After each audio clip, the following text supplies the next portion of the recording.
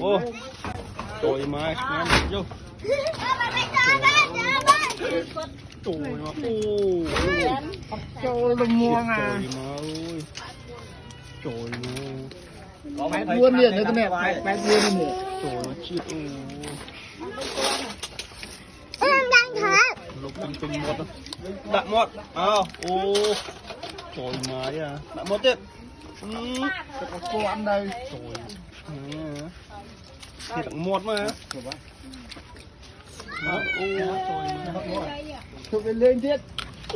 Xuống ơi. Trời ơi. Tay sao đã ai.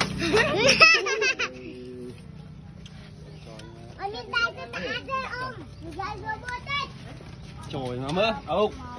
Trời mà ơi. Nào này ai như giống này của con. Tèo. Ô, lên lô tô cô. Gì đấy. Đây sân. Lọc ngon xí à.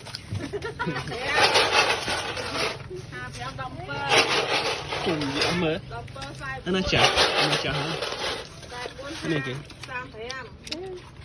Thòm bán này, thọt xí.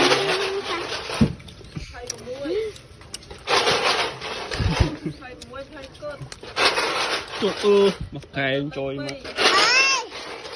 Hả lắm. Trôi mà. Ô.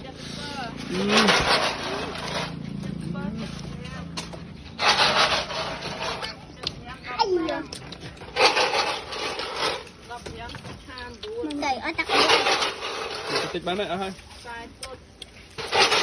Có nụ cà bao đi. Đây rồi.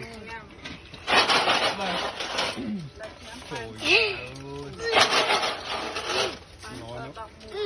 Lên ta. Học tam. Có hết định tam.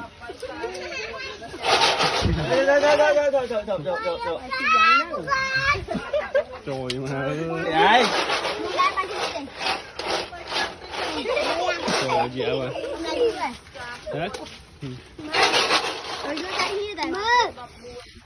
Mơ ơi.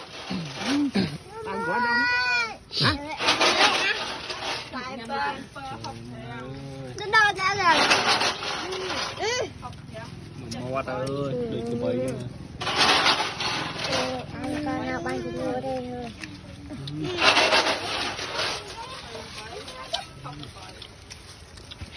Làm gì?